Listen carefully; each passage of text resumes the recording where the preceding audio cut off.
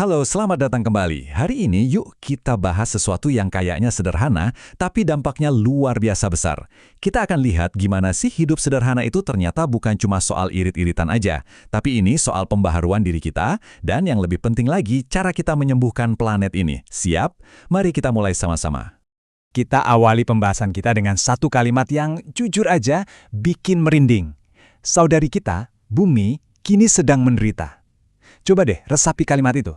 Ini bukan sekedar kata-kata puitis loh. Ini adalah semacam diagnosa kondisi rumah kita sekarang. Tanda-tanda bahayanya tuh ada di mana-mana. Dan ini, mau nggak mau, memaksa kita buat nanya ke diri sendiri. Pertanyaan ini, apa peran kita dalam semua ini? Kalau kita anggap bumi ini saudari kita yang lagi terluka, apa ya kontribusi kita dalam penderitaannya? Tapi tunggu dulu, ini bukan buat saling menyalahkan ya, sama sekali bukan. Ini lebih ke ajakan buat kita semua untuk jujur sama diri sendiri tentang jejak yang kita tinggalkan di dunia. Nah, untuk bisa menjawab pertanyaan tadi, pertama-tama kita harus berani lihat kondisi rumah kita apa adanya. Yuk kita coba bedah bareng-bareng luka-luka yang dialami bumi. Dan nanti kita akan lihat gimana setiap luka itu ternyata nyambung banget sama cara hidup kita sehari-hari. Ini tuh bukan lagi soal isu yang jauh di kutub utara sana loh. Tanda-tandanya ada banget di sekitar kita, nyata dan bisa kita rasain. Ingat nggak banjir besar di Jakarta tahun 2002 atau 2007? Itu kan pengingat yang jelas banget kalau ada yang nggak beres sama hubungan kita dengan alam. Bahkan, udara yang kita hirup setiap hari, air yang kita minum, semuanya seakan-akan ngasih sinyal kalau keseimbangannya lagi goyang. Coba kita lihat deh tabel ini. Jelas banget kan hubungan sebab akibatnya? Kota makin padat, ekosistemnya rusak. Ruang hijau hilang, ya banjir makin parah. Sampah nggak diurus dengan benar, akhirnya polusi dan penderitaan balik lagi ke kita. Ini bukan cuma data-data kering ya, ini cerminan dari sebuah siklus yang, sadar atau nggak sadar, kita putar terus setiap hari. Nah, disinilah kita masuk ke inti spiritualnya. Ada kutipan dari Paus Fransiskus yang bagus banget, semua makhluk saling terkait dan layak dihargai dengan kasih. Ini ajakan untuk mengubah cara pandang kita. Kita ini bukan penguasa alam, tapi kita adalah bagian dari alam itu sendiri. Bayangin deh, ini seperti jaring kehidupan raksasa. Setiap makhluk termasuk kita adalah satu simpul. Kalau satu benang aja putus, seluruh jaringnya jadi lemah. Oke, kita udah lihat masalahnya. Sekarang, jangan cuma berhenti di situ. Mari kita geser fokus kita ke harapannya, ke solusinya. Dan solusinya ini bukan cuma soal teknologi canggih. Ini lebih ke transformasi dari dalam diri kita. Sebuah panggilan untuk hidup yang bisa menghasilkan buah kebaikan buat dunia. Ada sebuah perumpamaan yang pas banget di sini, dari perumpamaan pohon ara. Tuan, biarkanlah dia tumbuh tahun ini lagi, mungkin tahun depan ia berbuah. Bayangin deh, kita ini pohon itu. Mungkin kita udah di ambang batas nih, tapi kita dikasih kesempatan kedua. Dikasih waktu tambahan buat dirawat, dipupuk, supaya bisa menghasilkan buah. Pertanyaannya sekarang, mau kita pakai nggak kesempatan ini? Jadi buah yang dimaksud itu apa sih? Nah, inilah yang disebut dengan pertobatan ekologis. Ini bukan sekedar soal pilah sampah atau daur ulang ya. Ini jauh lebih dalam dari itu. Ini soal perubahan hati yang mendasar. Sebuah pilihan sadar untuk hidup lebih sederhana. Bukan karena terpaksa, tapi justru sebagai ungkapan rasa syukur dan cinta kita pada seluruh ciptaan. Di sini kita bisa lihat ada dua jalan yang jelas banget di hadapan kita.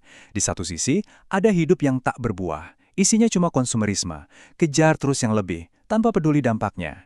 Di sisi lain, ada hidup yang berbuah. Hidup dengan rasa cukup, sederhana, bersyukur, dan aktif merawat rumah kita bersama.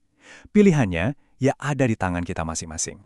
Oke, ngomongin hidup berbuah mungkin kedengarannya agak abstrak ya.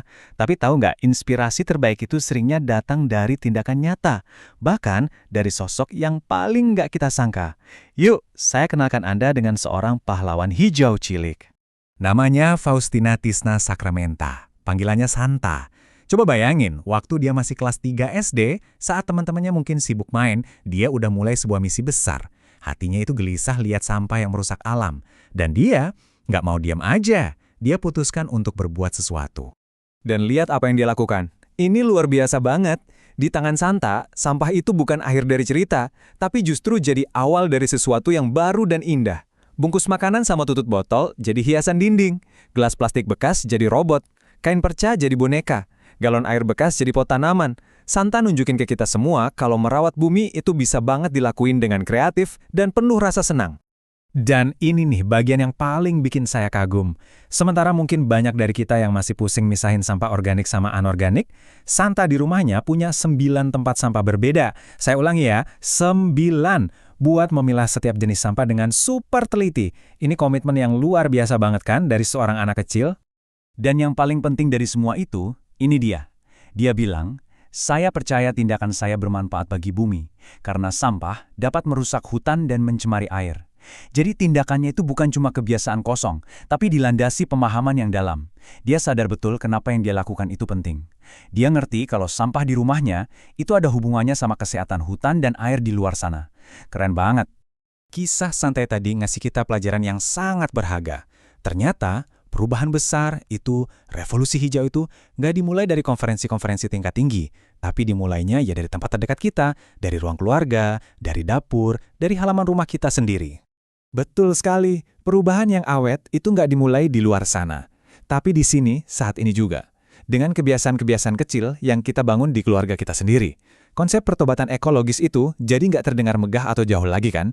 Karena pada dasarnya, itu adalah kumpulan dari banyak tindakan kecil yang kita lakukan secara konsisten. Disitulah kekuatan kita yang sebenarnya.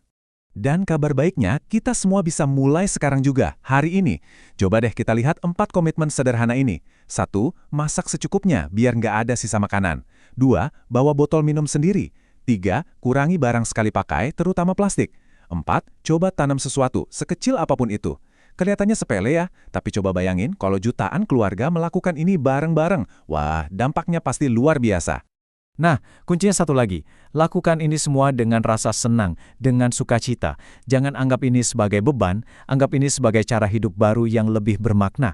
Kalau kebiasaan-kebiasaan kecil ini sudah jadi budaya di keluarga kita itu bukan cuma lagi ngurangin sampah loh, kita sedang menumbuhkan generasi baru yang hatinya lebih peduli dan lebih nyambung sama bumi. Jadi, sekarang pertanyaannya kembali ke kita masing-masing. Terinspirasi dari perumpamaan pohon ara dan semangatnya Santa, kira-kira buah pertobatan apa yang akan Anda hasilkan hari ini? Mungkin sesederhana menolak sedotan plastik atau bawa tas belanja sendiri. Ingat, setiap tindakan kecil itu adalah buah yang sangat berharga. Jadi, apa langkah pertama Anda?